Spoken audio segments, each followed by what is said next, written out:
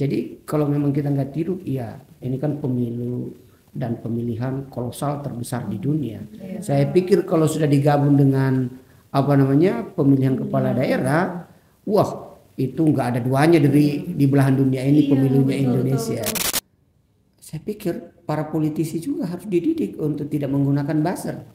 Tapi mungkin kayak itu ya. Nah ini kerjaan berat Bawaslu ya menurut saya. Kadang rakyat dibujuk kalau mendekati pemilu untuk mendapatkan suaranya menjadi dasar legitimasi untuk terpilih.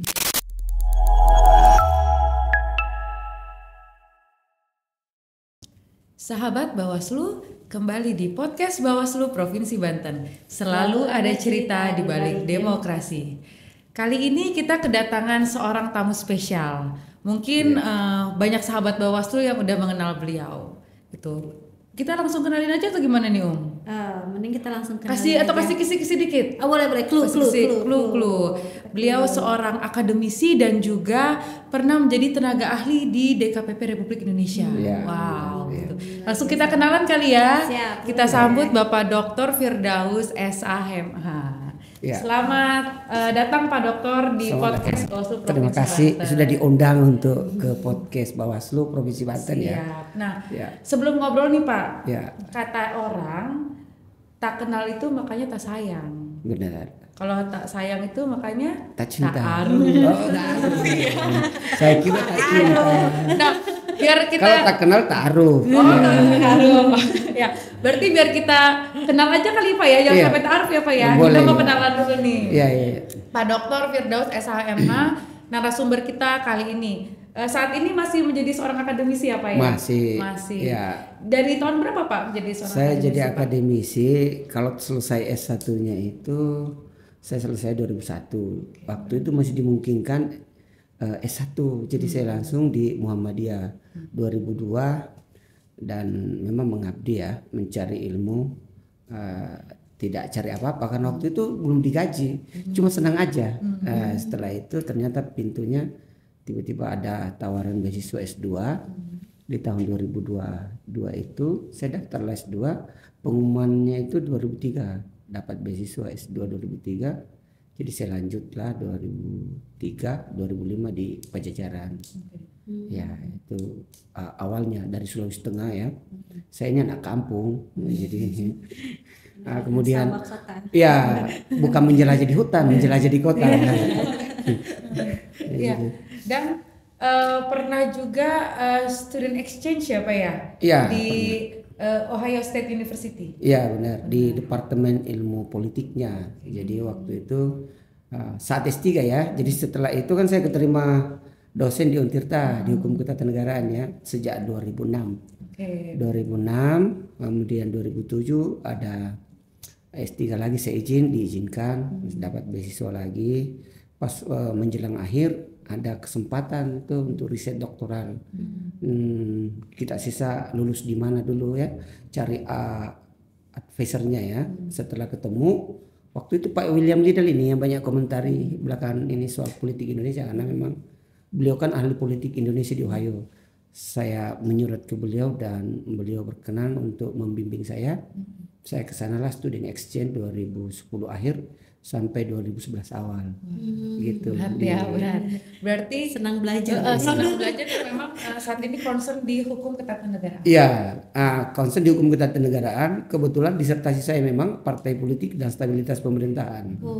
Ya. Nah, dengan begitu banyaknya pengalaman dan pengetahuan yang Bapak miliki hingga saat ini gitu ya Pak ya. Gimana sih Bapak melihat tahapan pemilu yang sudah berjalan sekarang? Ya alhamdulillah menurut saya sudah bergerak, berjalan. Tapi alhamdulillah hari ini kan hampir sudah stabil. Ya politik itu memang ada dinamikanya, ada tarikannya, ada ketegangannya, tapi kadang juga ada lenturnya ya, ada masa-masa di mana dia turun tensinya, kadang lagi naik tensinya, kemudian kalau naik kan ada pasti keseimbangan, ada konsolidasi, turun lagi. Itu lagi kita nikmati saja. Tapi dinamika itu hal yang wajar kan Pak? Wajar sekali ya, wajar sekali. Yang namanya proses politik kekuasaan pasti begitu. Ada tarikan ya, di mana Malah Maka aneh kali ya Pak kalau terlalu datar. kalau datar ya justru Malah jadi ya, pertanyaan. ya, Apa nih? ya, karena dialektika dinamikanya Iya. nggak muncul kan, tawar menawar, positioningnya, instrumen yang lain juga nggak terlibat kan, kayak seperti sayur tanpa garam kalau nggak ada dinamika. Kurang Ya, ya, Pak. seninya Kurang greget seninya ya, di Pak, situ ya. ya kan, Kurang. tegang, konsolidasi, kemudian kolindon, kemudian berdamai lagi. Disitulah seninya hidup. Jadi kita coba ikuti ritme itu. Yang terpenting situasi ini bisa terkendali ya, dan rasa persaudaraan kan ini sesama anak bangsa sendiri ya. Jadi bagaimana supaya tetap aman, damai, itu kira-kira yang kita harapkan. Jadi Nah, tapi ini Pak, untuk di tahun ini kan agak beda nih Pak pemilunya. Iya. Beda lah, bukan agak beda lagi tapi Beda, berbeda. iya. Di mana kita akan laksanakan pemilu serentak, pemilu dan pemilihan di tahun yang sama itu 2020 Pak. benar ya.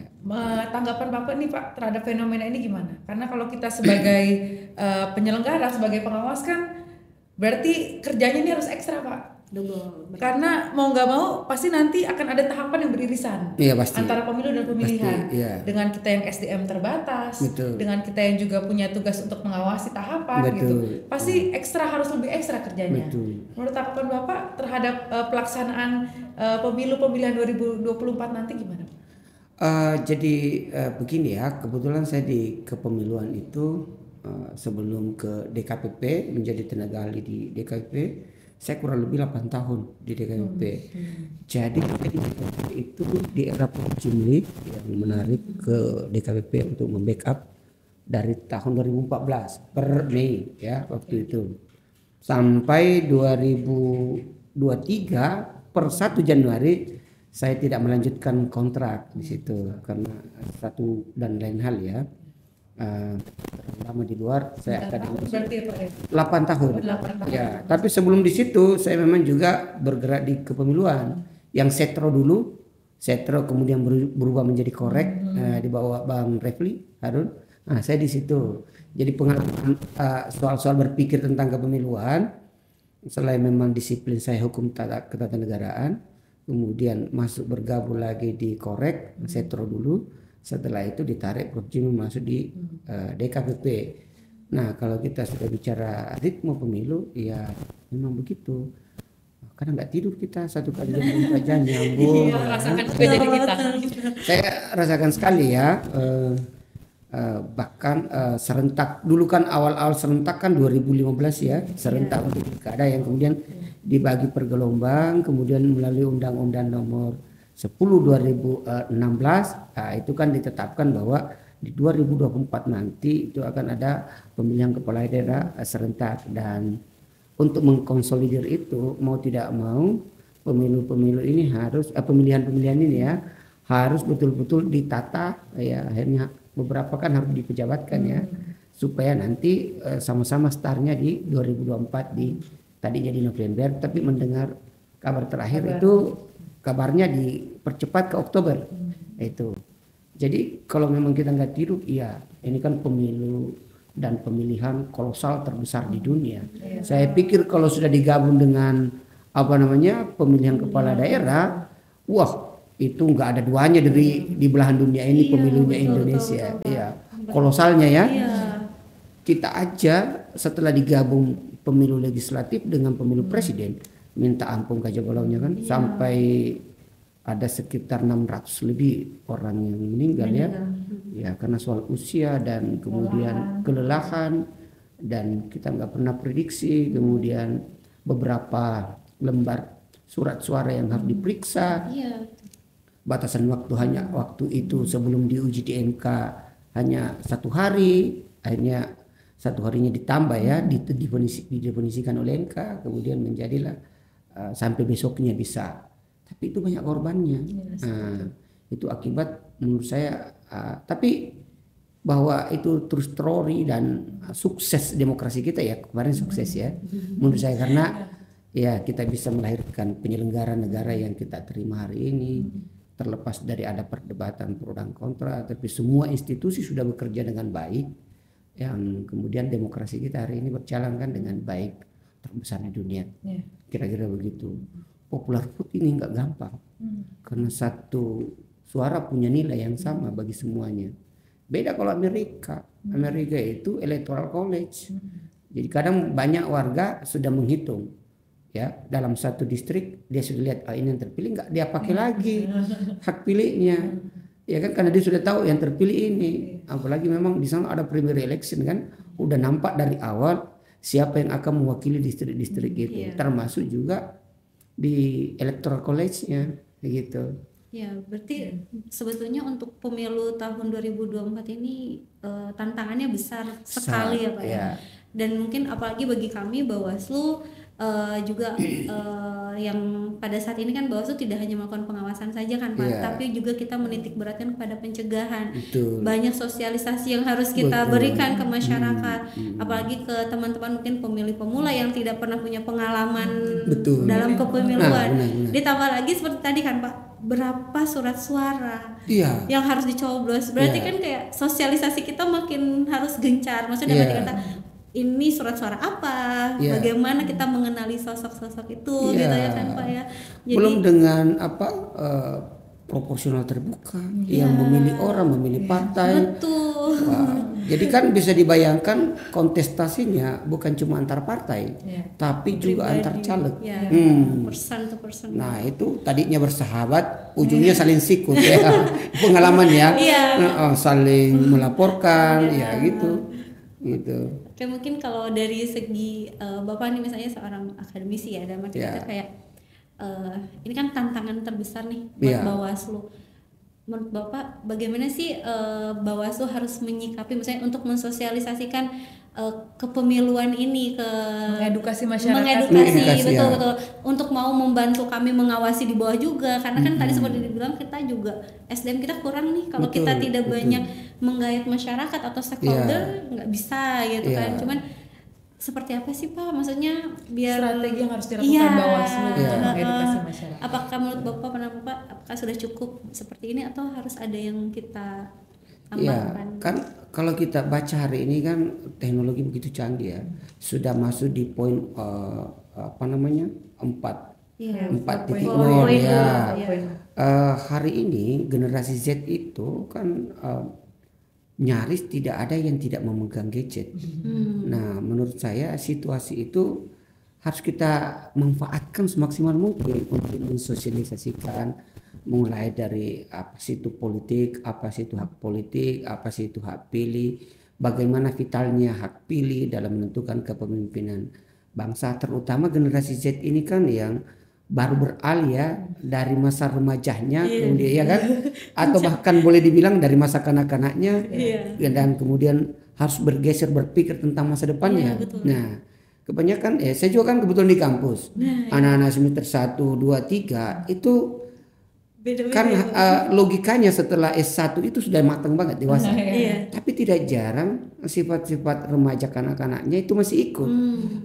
Perencanaan masa depannya belum firm dan lain sebagainya ya, masih kelihatan mau mainnya lebih tinggi dibanding concern merencanakan step by step tentang masa depannya. Apalagi kemudian mau ditarik ke dalam satu suasana politik seperti ini yang belum dia terlalu bisa pahami dampaknya, bahwa besok kalau saya memilih pemimpin apa sih dampaknya buat saya, kan belum terlalu dia bisa pahami relasinya ya.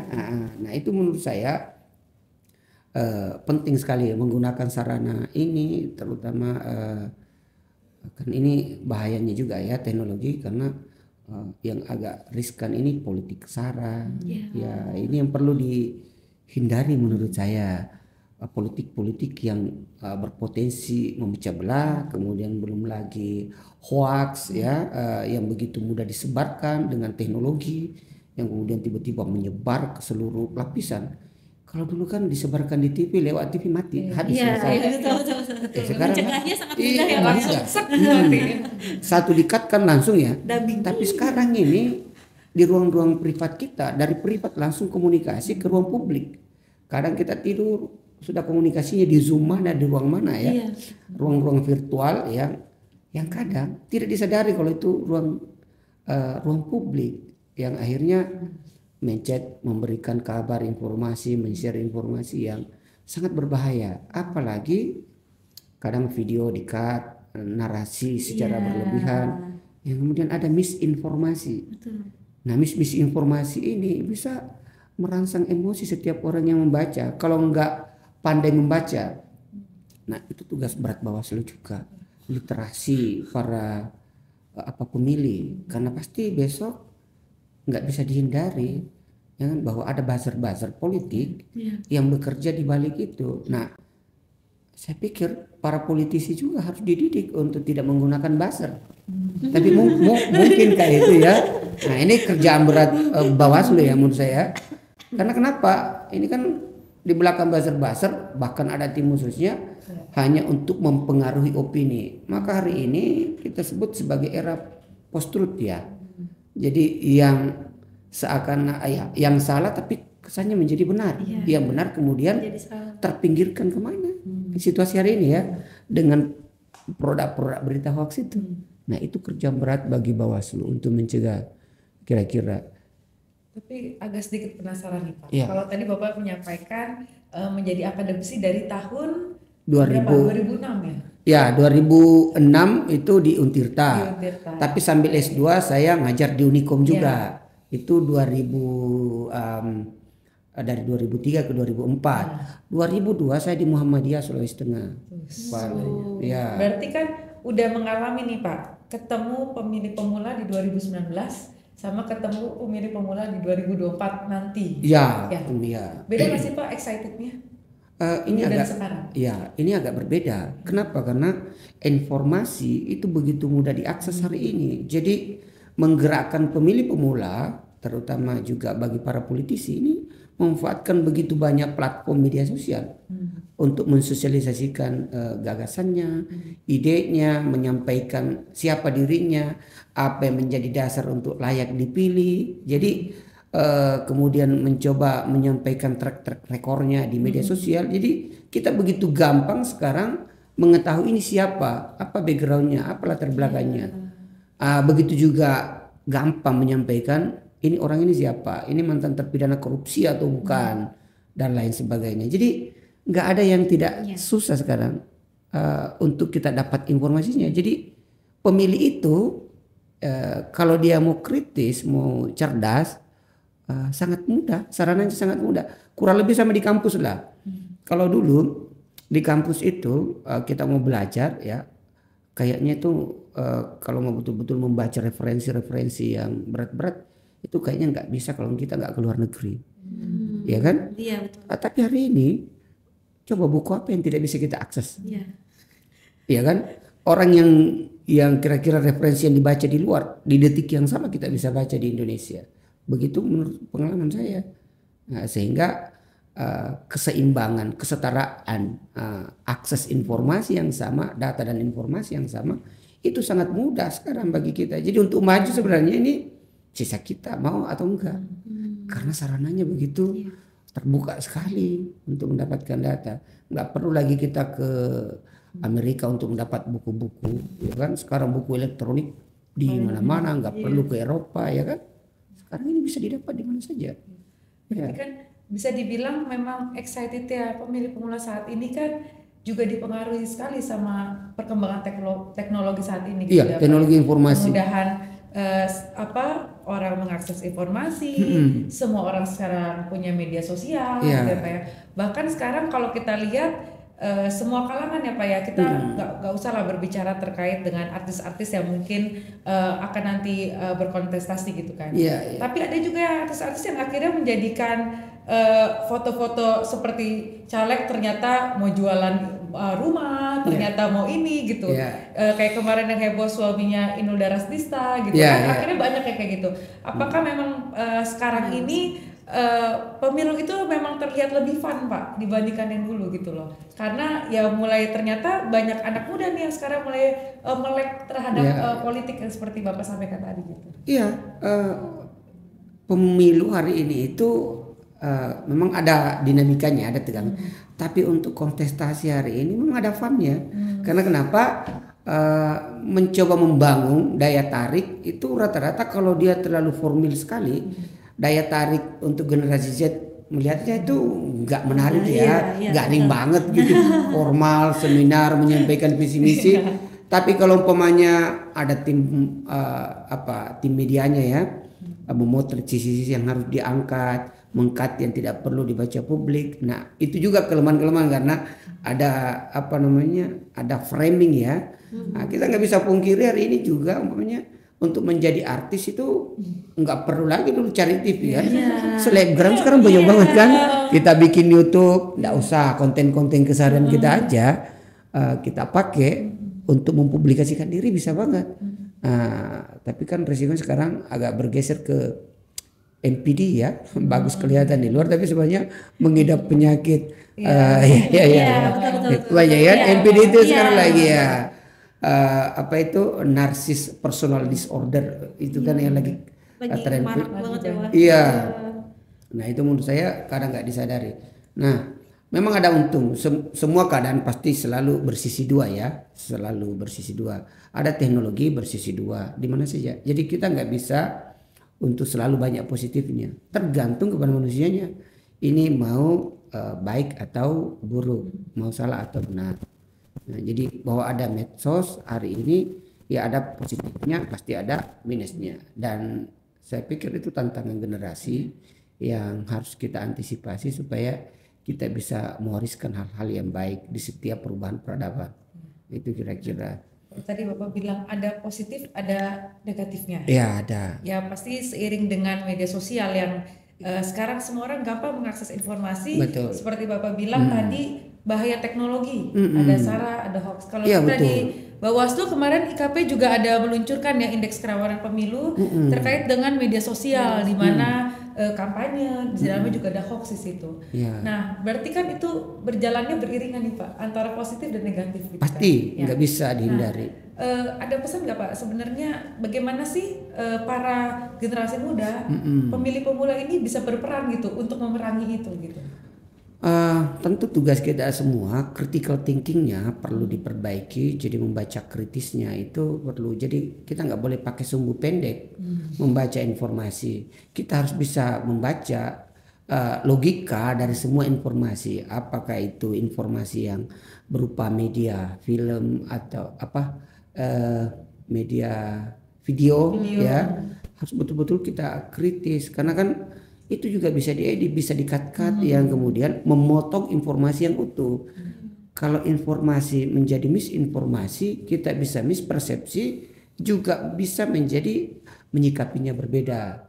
Oleh sebab itu hal-hal yang menurut saya tidak terverifikasi data dan faktanya penting sekali literasi ini, literasi bijaksana ini. Jadi itu yang penting menurut saya.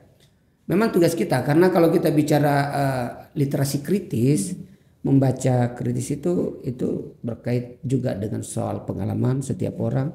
Yang kedua berkaitan juga dengan soal tingkat pendidikan setiap orang kan. Nah, baik yang menyebarkan informasi ya maupun juga yang menerima informasi harus di channel yang sama. Kalau enggak, wah ini berat risikonya ya karena begitu mudah. Hari ini umpamanya ketika kita mau menggerakkan orang WA grup itu bisa. Jadi kita rapat tiba-tiba ada kerumunan massa bisa kita gerakkan ya. Polisi nggak tahu tuh tiba-tiba satu orang datang nggak terkontrol. Nah itulah media sosial hari ini sangat bisa mudah diorganisir secara virtual. Itu tantangannya. Kita Pak di Bawaslu sedang menggalakkan saring sebelum sharing. Ya benar. Ya kan? Kita banyak bekerja sama dengan beberapa public figure yang akhirnya kita menyuarakan saring sebelum sharing. Iya, itu saring sebelum sharing itu tadi butuh critical thinking. Kan kalau cara berpikir itu kan ada dua ya, ada lower, ada high. Higher itu yang memang tingkat kritisnya. Jadi ketika membaca berita atau menonton penggalan video dia itu nggak begitu mudah percaya. Bahkan kalau perlu ini kan data dan informasi ya. Kadang kita ini benar nggak ini? Sampai kita kemudian kalau umpamanya menuju ke satu tempat kita telepon orang-orang yang ada di situ atau umpamanya menuju kepada satu kantor atau menuju pada satu subjek yang kita tahu kita sampai nelpon itu hanya untuk mengetahui data yang sesungguhnya. Nah, tapi kan tidak semua orang bisa seperti itu. Betul. Nah, itu tantangannya.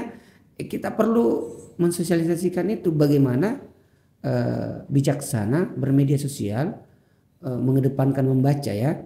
Membaca itu tidak saja dalam bentuk teks ya, termasuk membaca data dan informasi supaya kita tidak disesatkan. Karena di situasi begini menyesatkan itu karena sudah post truth ya, sangat gampang. Ya karena sebetulnya Pak, hoax itu kan bukan hal baru kan Pak. Dari setiap pemilu pastilah muncul, walaupun mungkin medianya yang berbeda. Kalau sekarang kan media lebih banyak maksudnya. Kalau dulu kan agak terkenal hanya di FB yang kayak gitu-gitu kan Pak. Kalau sekarang kan ketahuan ini usianya harus FB. Iya kan Pak. Cuman kan kembali lagi maksud saya adalah masih ada di depannya FB. Friendster. Apa itu berarti? Ada lagi ya. Generasi generasi younger kan, generasi muda ya. Cuman kan sekarang berarti kan yang sangat mengakses banyak sosial media ini pemilih-pemilih pemula itu kan Pak. Maksudnya yang tadi yang belum memiliki pengalaman di kepemilian sebelumnya itu biasanya kan lebih aktif bermedia sosial itu. Berarti kan kayak terulang lagi bahwa kita harus memberitahukan ke mereka tentang bahayanya hoax kembali kan seperti jadi memang itu kayak akan terus terulang seperti itu dari generasi-generasi seperti itu ya Pak. Sekarang pemilih pemula kalau kita menghitung pemilih pemula itu usianya ada di antara 17 sampai 22 ya. Hari ini kalau kita baca tapi jangan lupa ada dua lagi pemilih muda. Pemilih pemula, pemilih muda. Iya. Nah pemilih muda ini saya kayaknya udah nggak termasuk dia. Betul ya Pak ya. Ya saya lihat masuk sih. Masih masuk pemilih muda ya. Alhamdulillah. Ya karena saya lihat kalau pemula muda itu kategorinya yang kelahiran 80 ya ke atas ya 81. Nah, kita sudah nggak masuk. Saya terutama. Kita Pak, Bapak. Oh saya ya kira-kira begitu. Nah. Sebenarnya itu udah dari dulu ya berita-berita bohong itu, makanya di semua ajaran agama juga diingatkan untuk fatabayanu, mencari tahu. Jadi ketika kau mendengar satu informasi berita, maka jangan seketika kamu percaya, kau perlu cari tahu kebenarannya dari dulu. Nah cuma sekarang bedanya dulu dengan sekarang aksesnya itu kecepatannya dalam 1 detik. Ya apa yang kita lakukan ini kan dalam detik ini pun juga kan kalau dibuka oleh seluruh penduduk bumi seketika juga bisa mengakses kan apa yang kita perbincangkan, apa yang kita sampaikan hari ini. Nah saya pikir memang tantangan Bawaslu itu berat sekali ya, terutama di level pencegahan. Nah kalau bisa di pencegahan ini memang butuh kerja ekstra. Karena kalau berhasil dicegah berarti minim di penindakan, ya kan? Betul. Jangan sampai kita seperti pemadam kebakaran. Ya kita tidak antisipasi, ujungnya sudah hangus semua baru kita mau kendalikan, agak repot. Jadi kalau bisa Bawaslunya betul-betul getol ini, terutama di level-level pemilih pemula, datang melakukan pendidikan politik. Terutama penggunaan hak politik. Jadi bukan menjadi pendukung ya, nggak mungkin lah ke situ. Tapi mengingatkan bahwa betapa pentingnya berpartisipasi dalam politik untuk menentukan kepemimpinan masa depan, dan itu terkait masa depan Anda.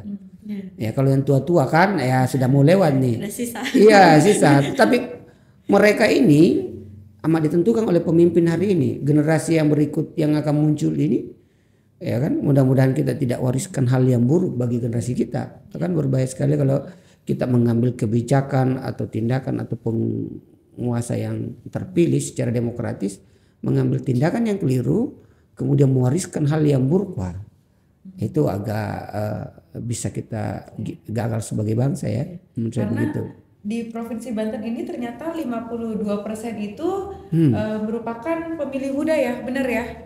52% itu pemilih muda gitu. 52% ya. Itu pemilih muda untuk pemilu 2024 mendatang. Makanya memang kami di Bawaslu sangat concern di situ, apalagi di dalamnya juga banyak ada pemilih pemula juga kan Pak. Kalau pemilih pemula berapa persen di antara 52% itu? Sekitar 16-17 ya, sekitar 16-17. Pemilih pemulanya. Pemilih pemulanya. Berarti kan potensi politik yang luar biasa ya. Iya. Tapi ternyata Pak, ketika kami melakukan sosialisasi juga, ternyata ada dua Pak jenisnya Pak. Kalau tadi Bapak bilang kan ada yang critical thinker ya Pak. Ya, berarti memang yang ya. Tapi ternyata ada juga yang apatis nih Pak. Iya. Ya, karena kami pernah nih Pak. Ini agak membekas di saya, mungkin di beberapa podcast sebelumnya udah saya sampaikan juga gitu. Ternyata ada juga pernah berhubungan dengan mahasiswa yang pernah berstatement, ya kalau saya mah mau ada pemilu atau enggak, pemilunya jadi atau enggak ya terserah, itu kan bukan urusan saya kayak gitu. Makanya kita langsung mikir, berarti apakah Bawaslu yang memang kerjanya belum maksimal atau perlu treatment khusus nih untuk hal seperti itu? Kita nggak bisa juga menyatakan Bawaslu ya yang punya hal seperti itu. Justru menurut saya yang paling berkepentingan untuk meyakinkan itu adalah partai politik, menyampaikan ideologi, menyampaikan programnya, melakukan pendidikan politik terhadap pemilu, ya kan, yang akan melakukan yang akan berkontestasi, menarik menggunakan suara-suara mereka kan parpol. Oleh sebab itu parpol berkepentingan langsung sesungguhnya mensosialisasikan ideologi politiknya, dan besok kalau umpamanya dia berkuasa, kebijakan apa yang akan ditempuh, program apa yang akan dijalankan itu parpol. Nah, jadi bukan, kalau Bawaslu sekedar membangun kesadaran politiknya, gunakan hak politiknya karena ini menentukan penguasa. Coba dibayangkan ya, kertas lembar keluar dari penguasa yang ditandatangani itu kan bisa menjadi melegalkan semua hal, umpamanya ya, dengan kertas lembar ya. Iya, menentukan. Jadi anggaplah presiden menyetujui undang-undang atau presiden menolak satu undang-undang, ya nyata-nyata umpamanya undang-undang itu menentukan hajat hidup orang banyak, bagaimana? Nah, itu kira-kira itu yang perlu disadari oleh mereka, bahwa situasi yang sedang dia nikmati hari ini itu adalah situasi yang diproduksi oleh politik. Ya, ada keamanan, ada ketentraman, ada sirkulasi ekonomi, ada perputaran ekonomi, ada uang yang bisa dia terima, ya kan? Jangan lupa itu adalah produk-produk kebijakan yang diambil oleh para penguasa yang sah. Coba kalau itu nggak ada, tidak ada umpamanya penguasa yang ambil itu, pasti kan social disorder, kerusuhan di mana-mana. Kalau nggak ada penguasa-penguasa yang berdaulat yang dipilih melalui pemilu, kira-kira begitu. Jadi beresiko sekali. Harus dibangun kesadaran itu. Tapi sebetulnya Mbak tadi Bapak tuh, kalau saya sedikit menggarisbawahi, bahkan mungkin menurut saya itu poinnya untuk para pemilih pemula adalah apa yang kita lakukan saat ini menentukan nasib kita ke depannya. Betul, ya kan, Pak? Betul. Jadi maksudnya pemimpin seperti apa yang kita pilih saat ini kan, untuk apalagi untuk teman-teman pemilih pemula itu nasib ke depannya kan ditentukan apa yang dilakukan. Betul. Kalau untuk mereka. Untuk mereka karena mereka yang akan mengalami ke depan kan, dan itu akan berlanjut seperti itu. Nah, itu harus direfleksi bahwa apa yang Anda alami hari ini, umpamanya Anda masih terpenuhi bisa beli beras, kira-kira gitu ya. Masih banyak dunia kerja terbuka, banyak investasi, perputaran ekonomi masih bergerak, supply dan demandnya masih bergerak. Itu dari mana coba? Kan ada kebijakan yang ditempuh negara. Kita mau beli BBM masih terdistribusi. Ibu Eli masih bisa beli bensin atau Pertalite, Pertamina kan itu. Ya jangan bensin dong Pak. Iya. Pertamax lah kalau begitu ya. Nah, itu kerja apa? Kerja politik yang mengatur. Karena kan politik ini menjaga titik keseimbangan, ya kan? Nah, kita nggak bisa pungkiri antara kebutuhan masyarakat dan dunia usaha. Jadi makanya kalau dalam politik itu di negara-negara maju sudah terbelah dua ya. Ada namanya konservatif, ya biasa itu rata-rata para pemilik modal ya. Di demokrasi liberal ada yang progresif, rata-rata pekerja dan lain sebagainya ya. Jadi terbelah dua itu. Nah, karena juga kan ada dilemanya untuk duduk dalam struktur kekuasaan negara seperti kita ini pemilu. rata-rata politisi butuh modal. Ya kan? Nah kalau sudah modal kan membayar, kadang kan mengeluarkan ongkos ya, belum baliho, belum pertemuan, belum ini sumbang itu. Nah ini juga menurut saya perlu disosialisasikan dengan baik oleh Bawaslu, karena kan tantangan terbesar pemilu kita itu money politik. Dan kalau sudah dari awal money politik, maka produk kebijakan besok itu berisiko sekali menguntungkan siapa. Coba umpamanya sederhana ya, saya tidak menuduh parpol begitu. Tapi besok kalau saya mau berkontestasi, ya masyarakat kita itu baru melirik kita kadang banyaknya kalau ada duitnya. Nah duit saya itu dari mana? Kira-kira pasti kan kemungkinan besar ada pemodalnya. Pemodal itu siapa? Pengusaha. Besok kalau saya duduk, saya harus ambil kebijakan yang mana kira-kira? Yang menguntungkan pengusaha atau yang menguntungkan rakyat? Kadang rakyat dibujuk kalau mendekati pemilu untuk mendapatkan suaranya menjadi dasar legitimasi untuk terpilih. Tapi rakyat juga kadang minta dibayar. Berarti kan dia jual putus suaranya. Jadi jangan sesali kalau besok lusa para pengambil kebijakan banyak korupsi kebijakannya untuk mengembalikan modal-modal yang dikeluarkan saat Iya, saat berkampanye, iya berkontestasi. Tapi ada juga memang kendala. Kenapa? Kendalanya itu karena politisi mendefinisikan dia akan terpilih jika mengeluarkan duit. Padahal kalau umpamanya ada organisasi partai politik menyatukan gagasannya, visi misinya, idenya, mengkonkretkan dalam bentuk program partai, saya yakin daya tarik masyarakat itu akan terkonsentrasi dengan sendirinya ya untuk memilih partainya. Hari ini kan karena saking tidak percayanya kepada partai, maka rakyat menuntut harus proporsional terbuka. Padahal semestinya tertutup jika terpercaya mereka dengan ideologinya, dengan programnya, itu tidak ada masalah. Akhirnya kan penyelenggara yang susah toh, harus menghitung dengan proporsional terbuka. Kenapa tuntutan proporsional terbuka itu bagi rakyat penting? Karena ada distrust yang belum pulih terhadap partai politik itu. Besok berkuasa mereka, yang hari ini terjadi oligarki. Nah namanya oligarki pasti berpikir pemilu dari pemilu ke pemilu. Bagaimana mempertahankan kekuasaannya. Bagaimana rente politik dikumpul. Pasti begitu pikirannya. Untuk memenangkan kontestasi berikutnya. Lalu kapan memikirkan kesejahteraan rakyatnya? Yang ada ini kan kesejahteraan rakyat yang sporadis. Sporadis itu mendekati pemilu. Kadang rakyat ya serangan fajar di sini terima nih. Ya kan? Akhirnya tidak berpikir bagaimana sebuah desain kebijakan untuk mendistribusi keadilan. Jadi kegagalan sebuah negara itu, sebuah struktur kekuasaan itu bisa dibaca dari jarak sosial ekonomi yang timpang. Nah kalau umpamanya jarak sosial yang timpang berarti sebenarnya kalau kita mau bicara fair tentang demokrasi, itu ada kegagalan institusi demokrasi di situ. Jadi kalau sampai jarak sosial itu jauh antara si miskin dengan si kaya, kemudian kuantitasnya juga tinggi antara si miskin dengan si kaya, berarti sesungguhnya ada proses demokrasi yang perlu dievaluasi. Apakah demokrasi pemilu kita hari ini yang prosedural demokrasi sukses tidak membawa kesejahteraan rakyat? Untuk sementara ini saya baca sukses membangun oligarki. Itu kira-kira. Iya. Akan jadi panjang Pak. Karena kesimpulannya jadi nggak bagus. Jadi maksudnya ketika berbicara itu ada beberapa pertanyaan sebetulnya di sini. Cuman kayaknya itu di luar kita pemilih pemula. Enggak, maksudnya cuman mungkin nanti aja Pak itu nanti saya tanya. Tapi ada satu yang menurut saya perlu disampaikan juga, maksudnya tadi. Kenapa itu menurut saya itu penting disampaikan, tesa-tesa itu penting disampaikan supaya critical thinking pemilih pemula itu sudah mulai terbangun.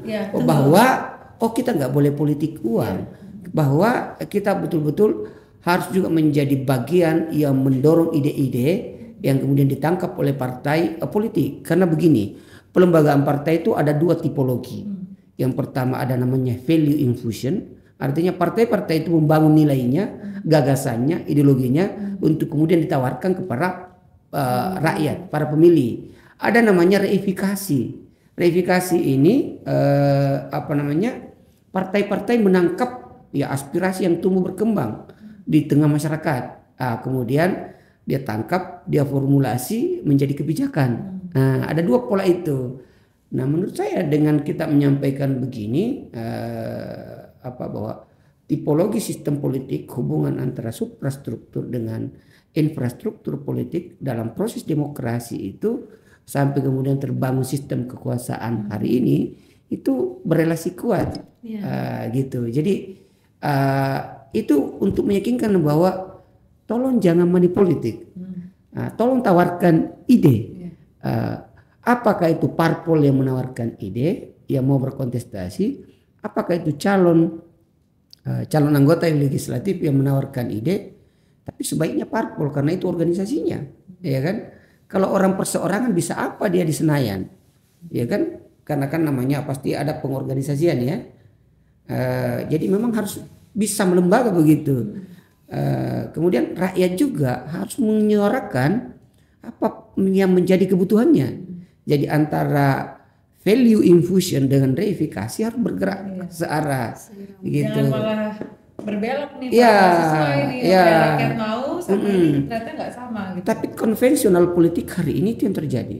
Jadi kalau umpamanya hari ini produknya kekuasaan itu oligarki, itu karena memang situasinya begitu.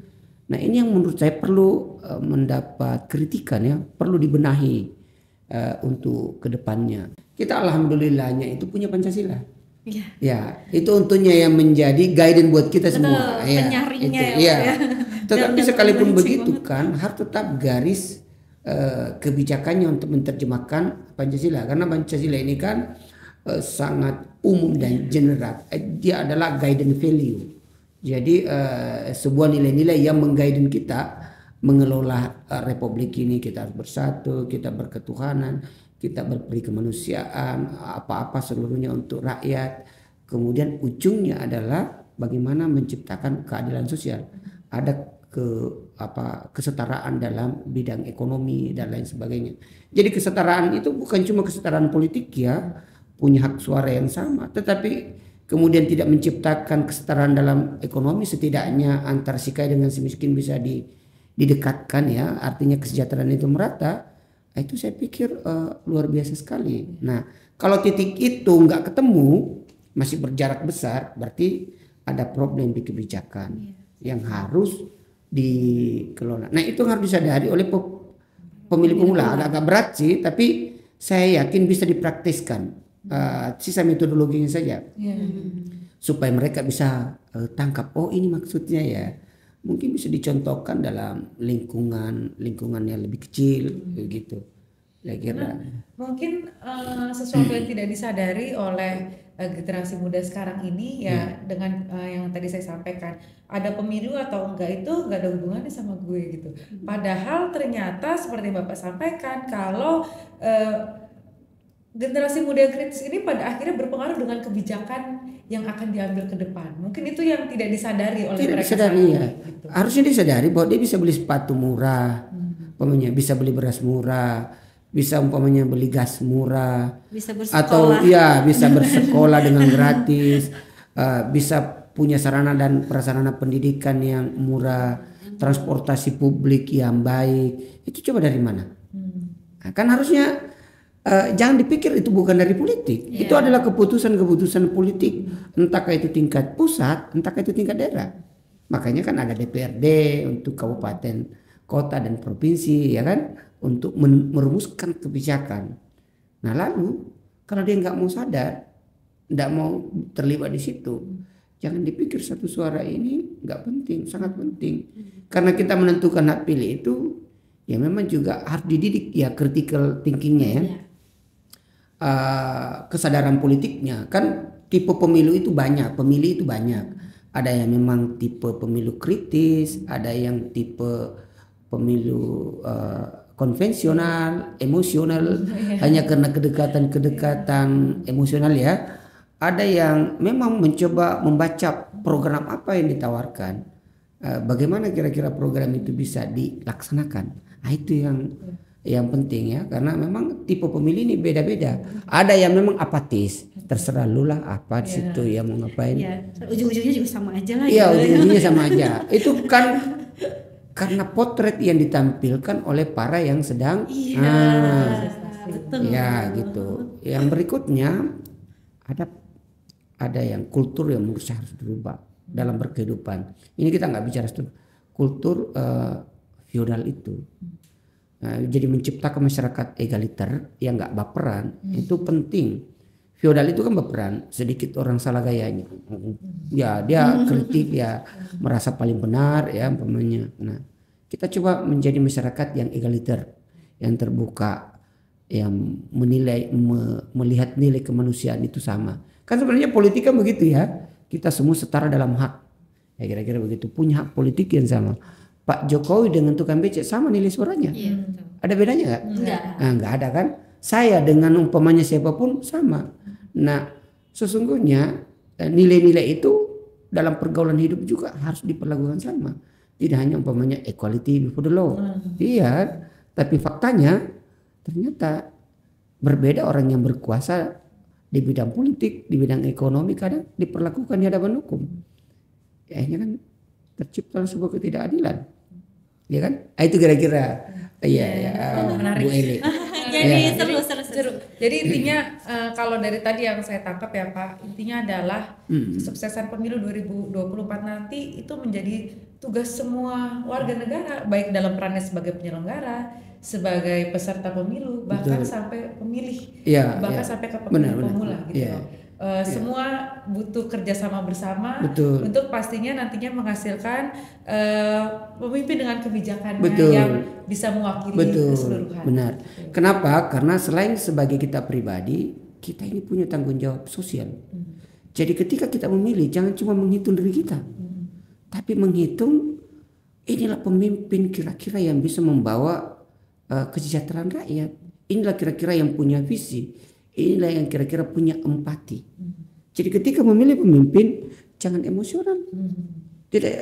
Tidak penting itu. Karena kenapa? Kita betul-betul mencoba mentres ya semua. Karena mewakili diri kita, mewakili seluruh rakyat Indonesia, walaupun masing-masing dirinya ya. Karena itu akan dikonversi menjadi volunteer general, suara umum terbanyak yang akan menentukan pemimpin. Jadi kita ini mewakili diri, mewakili orang banyak, sekaligus juga mewakili Tuhan. Jadi jangan main-main dalam memilih, karena terlalu banyak yang kita wakili ketika menentukan. Kenapa? Karena kita semua adalah pemimpin. Pemimpin itu bebas, kita tentukan, nggak ada yang boleh campuri kita. Makanya kan pasal 22E ayat 1 langsung nggak boleh diwakili ketika menggunakan itu mandat itu ya. Kemudian umum serentak seketika dalam satu hari di seluruh Indonesia. Bebas, nggak boleh ada yang halangi, nggak boleh ada yang pengaruhi, apalagi memberi duit untuk menentukan pilihannya atau tidak menggunakan hak pilihnya. Ya, rahasia, nggak boleh ada yang tahu. Jujur dan adil. Nah, ini menurut saya pelembagaan asas ini itu menjadi tugas berat bagi semuanya, termasuk Bawaslu, memastikan itu ya. Menarik nih Pak. Sedikit lagi untuk pertanyaan terakhir, boleh ya, Pak? Iya, boleh. Pertanyaan terakhir Ya. Pak. Kalau Mbak juga boleh juga ada. Saya mau tahu masih ada yang pesan untuk Bawaslu untuk menjadi penyelenggara pemilu yang ramah pemilih pemula. Iya, saya pikir ramah pemilih pemula menjadi penyelenggara pemilu yang profesional itu tentu harus maksimal mungkin melayani itu dengan semua metodologi digunakan ya sesuai dengan kelompok sasaran. Jadi tentu dengan pemilih pemula harus ikut dengan ritme pemilih pemula. Pemilih muda harus ikut dengan ritme pemilih muda. Jadi tergantung kelompok sosialnya. Jadi butuh kreativitas ya menggunakan semua, karena kalau kita bicara Bawaslu berapa sih? Ya kan? Strukturnya berapa? Coba untuk mengawasi pemilu kolosal yang sangat dahsyat ya di dunia ini, saya yakin sumber dayanya gak cukup. Tapi kalau umpamanya melembagakan ide-ide pengawasannya ke semuanya, mari kita awasi bersama karena ini menentukan nasib kita bersama. Tapi satu hal ya, integritas penyelenggaraan pemilu amat ditentukan oleh integritas penyelenggara pemilu. Oleh sebab itu integritas penyelenggara pemilu ini ada dua. Satu adalah integritas spiritualnya, memang lahir dari dalam dirinya untuk berperilaku jujur, adil bagi semuanya, hitam putih dalam menegakkan norma hukum pemilu. Yang kedua integritas profesional, punya kemampuan yang luar biasa untuk memanajemen ini, bagaimana hak warga negara untuk memilih, hak warga negara untuk dipilih terlayani dengan baik melalui keadilan pemilu. Itu kan tagline Bawaslu ya, menegakkan hukum pemilu untuk keadilan pemilu. Ya, saya pikir itu, dan kiprah itu sudah dilakoni Bawaslu dari dulu-dulu. Saya pikir ini harus dipertahankan ya, secara terus-menerus dan dari generasi ke generasi. Yang berkelanjutan. Iya, berkelanjutan. Nah, itu kira-kira. Jangan sampai terjebak dalam politik jangka pendek ya. Saya pikir kita ini hidup ya, semuanya sudah dalam takdir yang Maha Kuasa yang memperjalankan tugas-tugas kepemimpinan kita di muka bumi ya. Kita pasrah saja lah ya, melakukan tugas-tugas itu dengan penuh keikhlasan begitu. Saya yakin tidak ada yang gratis di mata Tuhan, semua punya ganjaran. Demikian kira-kira. Ya, Pak Dokter terima kasih untuk waktunya udah bisa bincang-bincang bareng kita. Terlalu banyak informasi yang kita terima, tentunya nggak cuma buat Bawaslu tapi juga buat seluruh sahabat Bawaslu di rumah. Sangat mengedukasi, banyak informasi yang bisa diambil. Tentunya ini harus menjadi diresapi nih sama seluruh sahabat Bawaslu di rumah, bahwa jangan apatis. Seluruh sahabat Bawaslu ini berperan untuk menentukan kebijakan ke depan gitu. Terima kasih Pak Dokter. Terima kasih. Semoga ini tidak menjadi pertemuan pertama. Soalnya kayak masih banyak nih yang mau ditanyakan sama Mbak Feby. Ya, Mbak Feby nggak apa-apa. Kalau mau diskusi lagi yang lain, topiknya yang lain, boleh. Nanti kita ulang lagi untuk podcast di Bawaslu Banten. Nah, seluruh sahabat Bawaslu jangan lupa subscribe YouTube Bawaslu Banten supaya nggak ketinggalan dengan episode-episode kita yang menarik lainnya. Nanti ke depan siapa tahu ada Pak Dokter lagi jadi narasumber kita. Nah, makanya subscribe dulu YouTube Bawaslu Banten. Akhir kata, saya Ika pamit, saya Feby pamit, dan saya Pak Dr. Firdaus pamit. Dari podcast Bawaslu Provinsi Banten, selalu ada cerita di balik demokrasi. Dadah.